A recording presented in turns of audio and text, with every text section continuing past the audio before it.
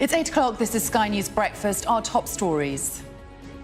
The head of Russia's mercenary Wagner group claims to have captured Russia's military headquarters in the south of the country as he's accused of trying to stage a coup. Russian mercenary rebels appear to have taken control of a second town now as their apparent mutiny gathers momentum.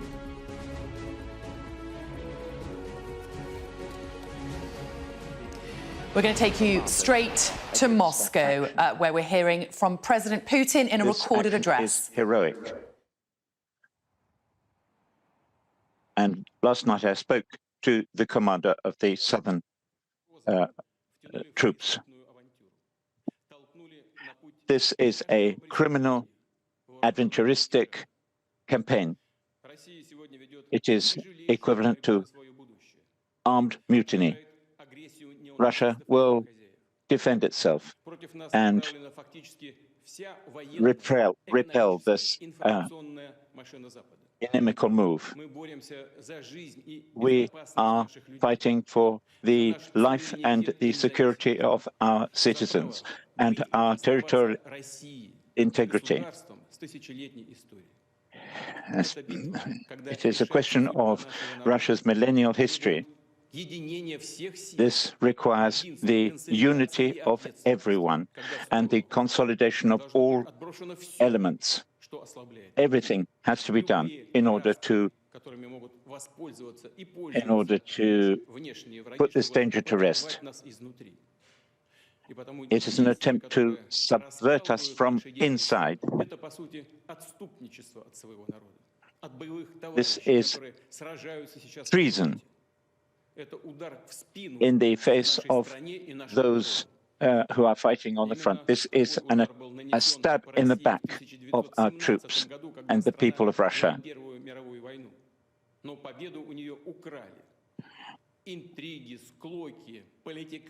Intrigues, clashes, and so on has led in the First World War to tremendous turmoil and unrest, and that resulted in the tragedy of the First World War, and the Russians were the victims of that. And this was affected by a number of opportunistic elements. We will not let this be repeated. We will defend our motherland, including overcoming a number of obstacles. This is treason, and it is about the ambition of inimical forces. The heroes who freed the areas, the occupied areas of Ukraine, are trying to re-establish the hegemony, the domination of the Russian territories. We are fighting against anarchy and capitulation. This internal mutiny is a mortal blow to us. It is a blow to our people as a whole. And measures will be very hard.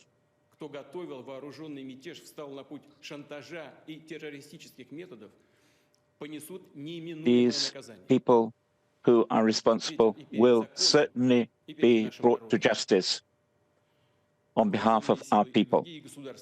The armed forces and other force agencies have received instructions, and restrictive measures have been taken in Moscow, Moscow region, and lots of other regions. The situation around Rostov remains, however, very complicated. As President of Russia and Commander-in-Chief, as a citizen, I will do everything in my power to ensure the safety of our people. And I will do everything in my power to ensure the safety of our citizens. And I will do everything in my power to ensure the safety of our citizens. of Russia. I am doing everything to repel this attack and to ensure the freedom and security of our citizens. Those who mutiny have betrayed Russia.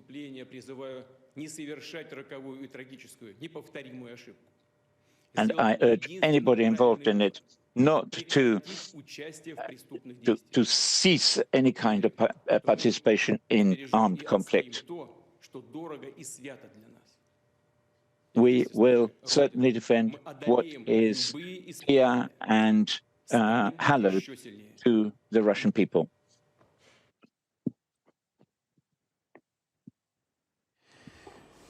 President Putin there responding to that breaking news overnight that the head of the Wagner mercenary group has called for armed rebellion. President Putin calling it a criminal act, an attempt to subvert us from the inside. He said it's treason. This is a stab in the back of our troops and the people of Russia. This internal mutiny is a mortal blow to us, said President Putin. Well, let's speak now to Sky's international affairs editor, Dominic Waghorn, who's live in the central Ukrainian city of Dnipro. Certainly dramatic developments, Dominic. And President Putin responding there to that call for armed rebellion overnight from the head of the Wagner group, who also told the Russian people that the whole Ukraine invasion was based on lies. President Putin responding there. Yes, it couldn't have been a more unequivocal condemnation of what his old friend and former ally Yevgeny Prigozhin is up to. Vladimir Putin called this an armed mutiny. He didn't mince his words at all. He called it a rebellion. He said it's treason and a stab in the back of the troops, as you say, and the people of Russia. And he said the heroes that freed the occupied areas of Ukraine are trying to re-establish Russian hegemony against anarchy, and this is a mortal blow to us and against them. And he then issued a warning saying the measures against this will be very harsh. These people will be brought to justice on behalf of our people. He says, I'm doing everything I can to repel this attack, and he's urging everybody not to get involved. And what's interesting is Prigozhin, who is this mercenary leader, the head of the Wagner group, a brutal and volatile character who has been critical of the Russian military leadership, but not of Putin directly, throughout his tirades for the last few weeks over this war. In his rant last night, although he said the war was based on lies, he also did not mention Putin by name. And what he's saying at the moment, as he sits on Rostov-on-Don, which is the town that really is the heart of the planning and the command and control system for Russia's war in Ukraine, what he's saying is this isn't a mutiny. He says it's not an armed rebellion. He just wants to speak to Putin's generals, his chief of staff and his defense minister, and he's holding that town until Gerasimov, the chief of staff, and Sergei Shoigu, the defense minister, heads down there to talk to him, he says. So he's not presenting this as a mutiny, but Vladimir Putin clearly sees it as a mutiny, as a direct threat. So there is the battle line drawn between the government, the Russian official government, the Kremlin, and this mercenary upstart who seems to have started an armed rebellion against Putin in everything but name. But what is interesting now is where does this go from here? What is the momentum behind that armed rebellion? And reports suggest that Prigozhin's forces have not just taken Rostov-on-Don, but also the town of Voronezh, a Russian security source telling Reuters news agency that the Wagner group, the mercenary group that Prigozhin commands, now has control of Voronezh. Now, that is halfway between Rostov-on-Don to Moscow. And in his rant last night, Prigozhin said that he would head to Moscow in a march of 25,000 men. So last night we were wondering whether he was just issuing a drunken rant, people wondering whether he'd actually gone mad. But he clearly has a plan, a pretty elaborate plan so far, that he's putting into effect. He's taken Rostov-on-Don, he's taken this key headquarters of the special military operation, and he now, reportedly at least, has taken Voronezh and is heading towards Moscow, certainly in terms of what he's saying rhetorically. So it is a momentous time in this war and a momentous time for Russia, but Putin is making it very clear where he sees this armed rebellion and how he intends to deal with it, if he has the capability to do so. Certainly a dramatic and developing story. Dominic, thank you very much. And that response from President Putin that we've had in the last few moments does suggest he is taking this threat very seriously. Here's a reminder of this new video, which has been released this morning, in which Yevgeny Prigozhin, the head of the Wagner mercenary group, appears to now be in the Russian city of Rostov-on-Don, which he claims Wagner forces now control. And just to remind viewers, that is the Russian military command center in the south of the country. Now, Mr. Prigozhin says he'll go all the way to topple Russia's military leadership, but denies he's staging a coup. As I say, Rostov-on-Don is the nerve center for much of Russia's military operations in Ukraine.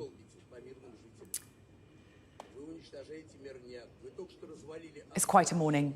Let's speak to former British Army Intelligence and Security Officer Philip Ingram, who's here in the studio with me. This story is moving very quickly, Philip. It broke overnight, this news that Yevgeny Prigozhin has called for armed rebellion of the Russian leadership. Now, interestingly, he's not mentioned Vladimir Putin specifically, has he? His issue seems to be with the head of Russia's defence forces.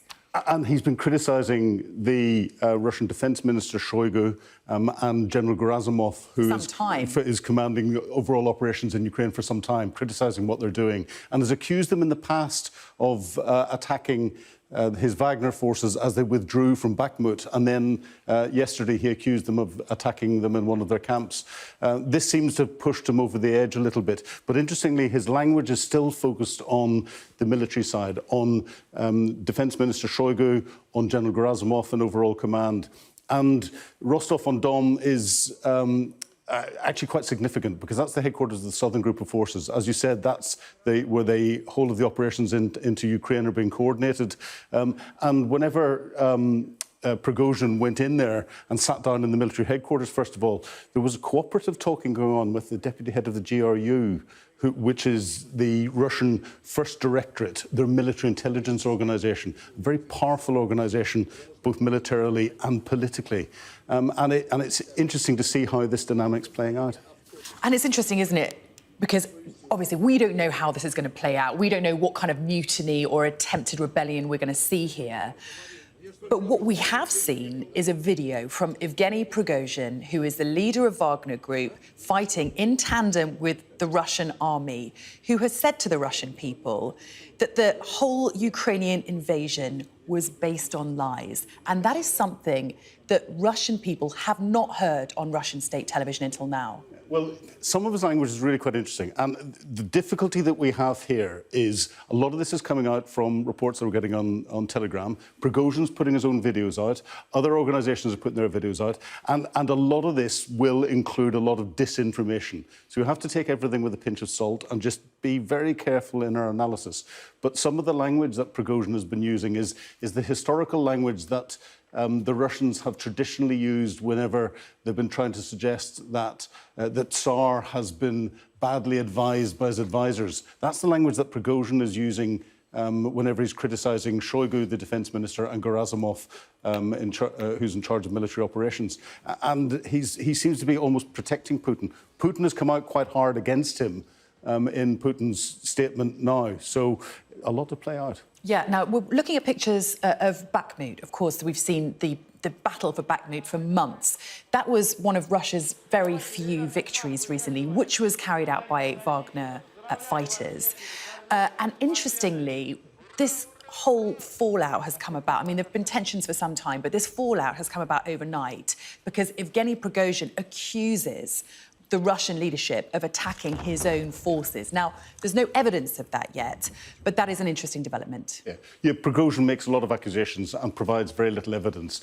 And anything that he brings out where he suggests it's evidence, he had this very horrific video he put out with lots of bodies of the Wagner forces that he said had been killed because he hadn't been supplied the ammunition.